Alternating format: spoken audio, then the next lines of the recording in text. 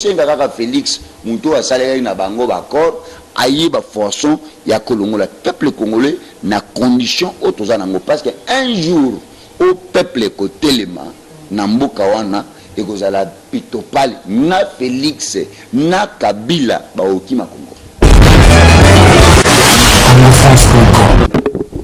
na bilia lialia chinois au lien de sika e loko oyo et sengeli ali a été mais au goût de chinois ali au goût de chinois ali bigolodo chinois ali aka biloko oyo peza ke eloko nyoso puku ozaba mpuku même na zambi baliaka mais ozaba mpuku musu baliaka te mais chinois eloko tu nyoso ozo tambola chinois aliaka donc na ba bilali na bango nde place maladie wana soki coronavirus et outil donc de que moi ça Kabila basala ba biloko na bango na ba to ya nini ya Belgique ba yoka ke Belgique ba to ya ba pakistanais soki ba to bazana Kinshasa wana ba compagnie nyonso ba bloquer ba okosa ba tuke bazo somba carton à Thomson a on a Namibie ils en valeur de $2 sur $3 ba commission na Congo et commission $50 sur $70 son même matin na fait d'ici là carton à Thomson au jamais au son mango na valeur il y a $50 et ça sur 300 rand sur 300 rand est égal à $20 mais na mboka na bino oyo mboka balobi ke ezobimisa ba minerai à sorte nyonso ezan biloko nyonso oyo ba au côté quand même carton de ya Thomson na valeur ta ba $7 mais ezali plus de $50.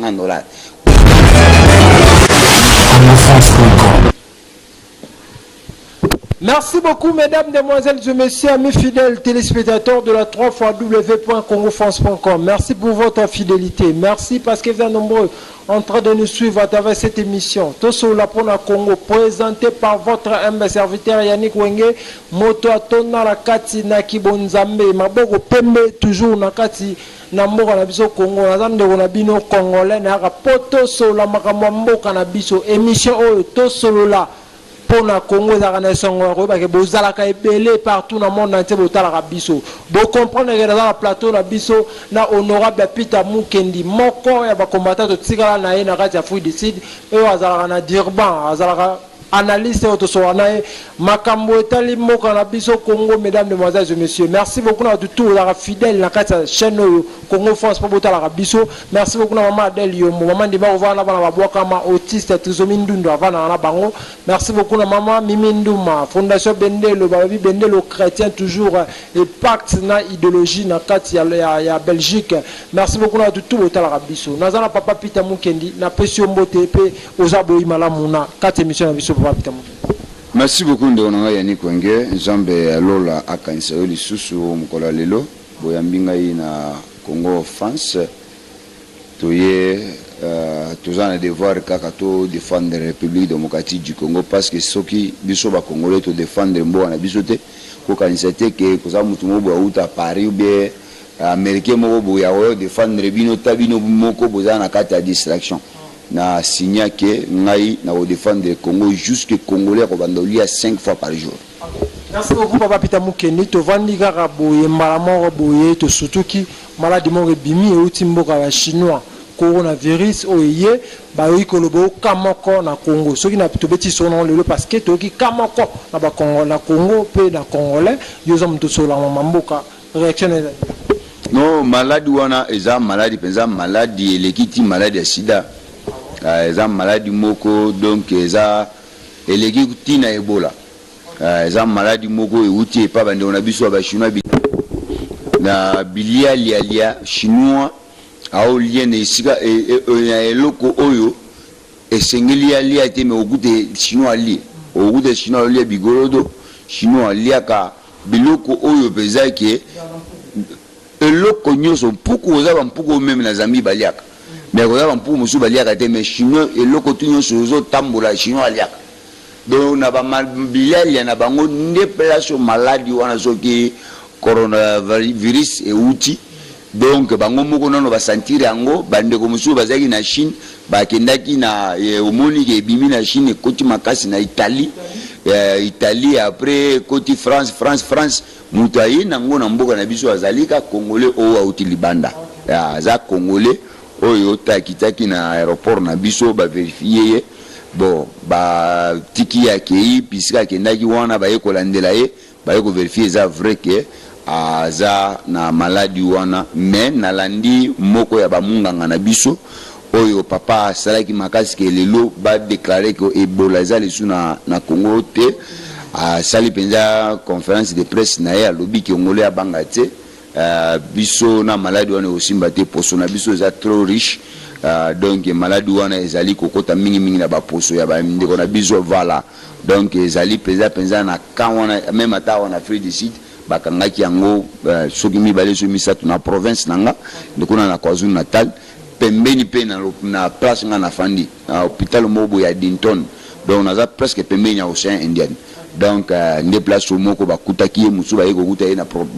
province moko wana mais bakuti ye na côté ya ba quartier mususu donc eza maladie mais eza na makasi mingi te na Afrique ezali ko dominer mingi na bamboka oyo ya Europe na côté kuna place eutaki on va otala partout dans le monde tokolo ba nini o bazo banga sur coronavirus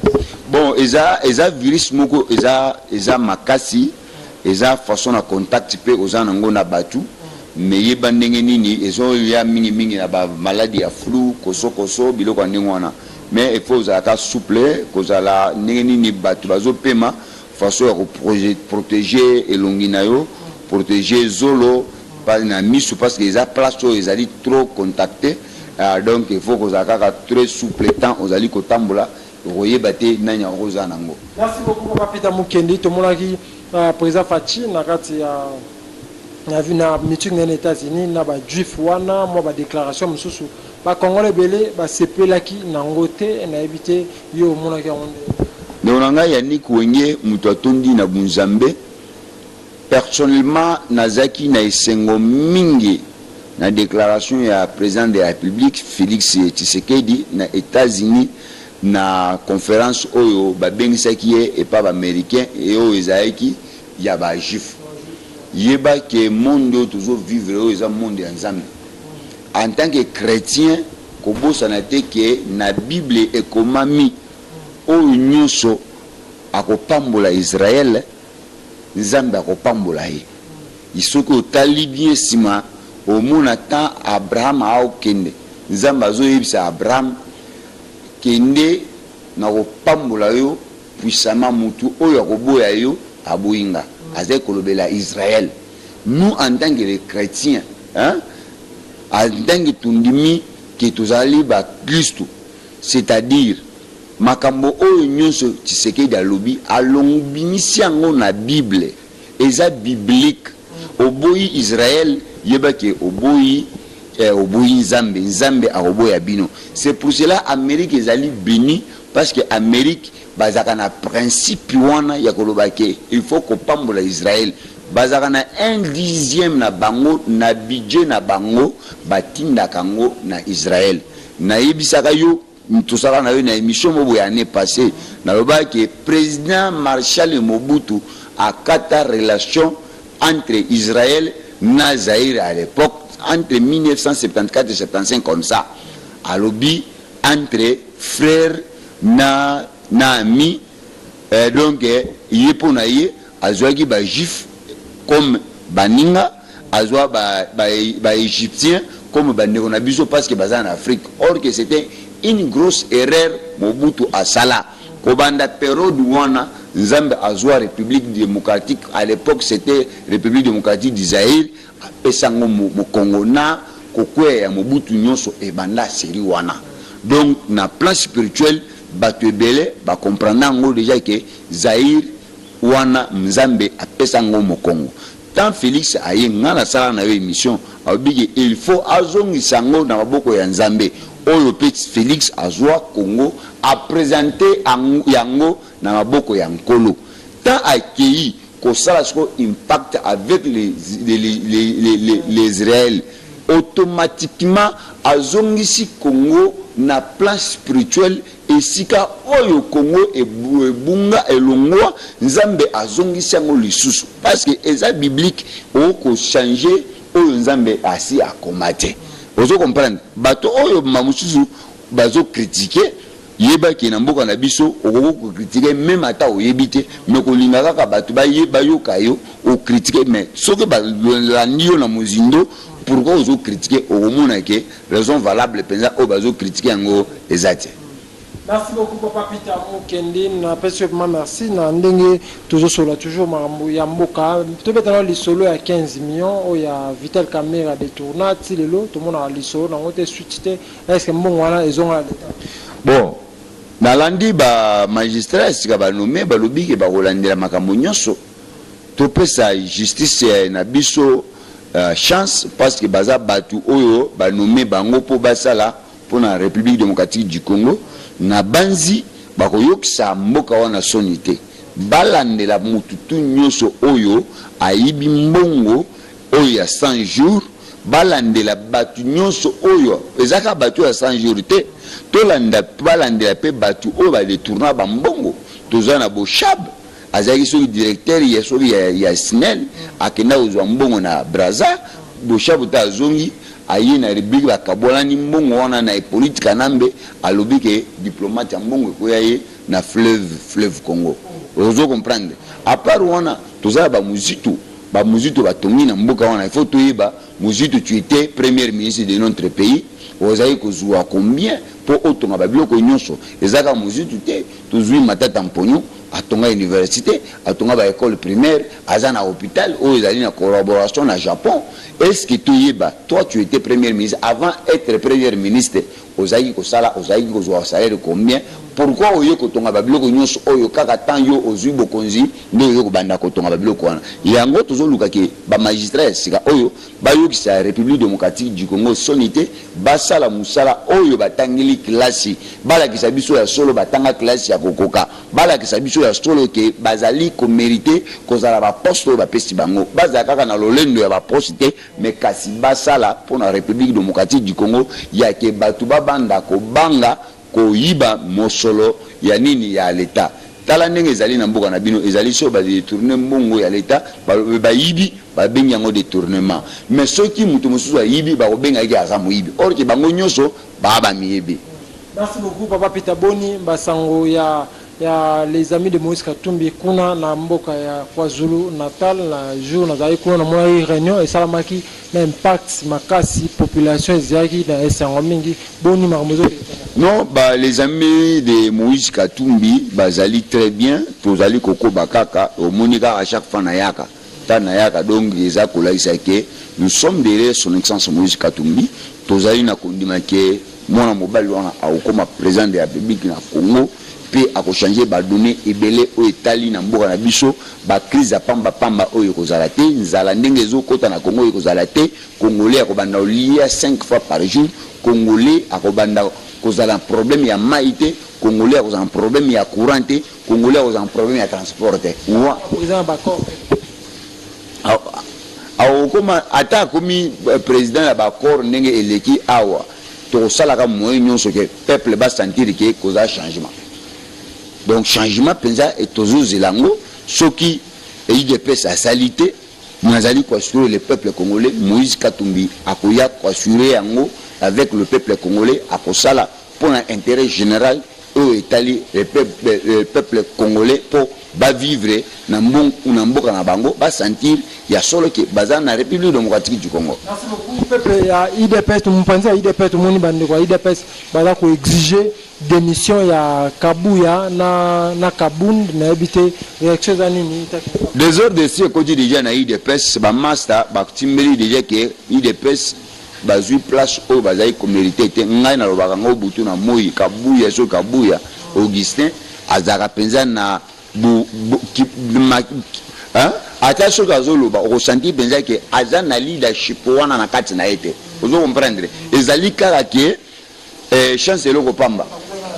chance eloko pamba ekomami SMS soki Kabuya aoloba okosenti penza ke na leadership na kati na ye abutama na ngote ya. Merci beaucoup Papa Peter Mukendi, merci beaucoup. Mesdames, Demoiselles et Messieurs, toujours en cadre, il y a émission la biso, toujours makambu oyo etali mboka na biso Congo. Mesdames et messieurs, merci beaucoup na maman Adèle Yombo, vous a branché bota la biso, maman Mininduma, vous a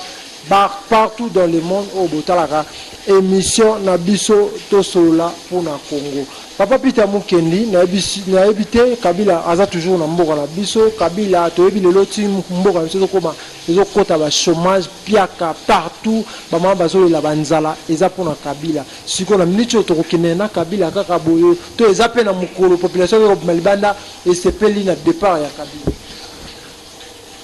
Kabila ba organiser élection na bango ba bloquer tout. So otali mpiodi lelo komisoki na 500 combien de dollars ezo pesate ya ba ezo pesate ndenge esengeli ezala o comprendre que moi ça Kabila basala ba biloko na bango na ba to ya nini ya Belgique ba yoka ke Belgique ba to ya ba pakistanais soki ba to bazana Kinshasa wana ba compagnie nyonso ba bloqué ba okosa ba tuke bazo somba carton à Thomson a on a Namibie en valeur de $2 sur $3 ba komisi ngo na Congo e komisi ko $50 sur $70 son ni même ata na fait d'ici da carton à Thomson au jamais au somba ngo na valeur ya $50 et ça sur 300 rand sur 300 rand est égal à $20 mais na mboka na bino oyo mboka balobi ke ezobimisa ba minerai à sorte nyonso ezan biloko nyonso oyo ba o côté quand même carton de ya Thomson na valeur à $7 mais ezali plus de $50. Vous comprenez que Kabila na mwasi na ndoki ya Olivier Lembo azo kuboma ba comédien chaque jour a sali bango pe association ya kokunda bango donc a bloqué barrière bazo économie na mboka na biso bango ne bazo gérer yango donc ezo senga kaka Félix muto asaleli na bango ba corps aïe ba forçon ya kolongo la peuple congolais na condition autozanango parce que un jour au peuple kotelema na mboka wana ekozala pitopale na Félix na Kabila ba okima Congo. Parce que to comme la suka moi maloba muke na makeke mbote. Bon maloba nanga ezali que Félix asala pona Congo. Félix azana devoir mon côté ya kosala erreur ya ko échouer na mandat na ye parce que koza parti politique mon côté et bouni na mboka wana lokola IDPS après koza pouvoir ba échouer c'est-à-dire que koza la soni na mawa na parti politique comme IDPS et ganga et sala ba marche et bomisa ba na sukango ba kuki ko sala te pona nani peuple congolais yango nazali ko senga président de la République azongi la conscience na ye ayeba ke papa na ye abunda ba mbule belé pour la République démocratique du Congo. So va échouer et vous allez passer namawa pour na mboka na biso wana. Donc merci merci nanga ezali nde boyambinga na pesi mbote nanga epana yo Didi Lipumba na pesi mama Adèle Yombo na pesi mama Adèle Yombo mbote na pesi Myriam Ndomba na France na pesi mama Mado na papa Marcel Kasongo na Dallas na pesi bana nzambe nyonso son excellence Moïse Katumbi honorable Francis Kalombo tous les katumbistes tous les mozologues mbote na bino na pesi mbote na ngai na basala nzambe na bana nzambe nyonso bazo sambela pona mboka na biso et changer makambo o ba tozo senga nzambe asala la biso conscience ya ba politiciens ezwa bango ke baza na bolingo pona République démocratique du Congo. Merci beaucoup mesdames, mesdemoiselles et messieurs, amis fidèles téléspectateurs de la 3w.congo France Congo comme na suka ya émission na biso ngawa bino Yannick Wenge congolais na ina songo ba pona bino honorable Peter Mukendi président les amis de Moïse Katumbi à partir d'Irban. Ici nous sommes à Johannesburg mesdames, mesdemoiselles et messieurs. Merci beaucoup na maman Adèle Yombo. Merci beaucoup na maman Miminduma Fondation Bende le prix Bende le chrétien bientôt Nakata Belgique. D'ici là portez-vous bien sur 3w.congo France.com avec l'espoir de vous retrouver au prochain numéro. Ciao.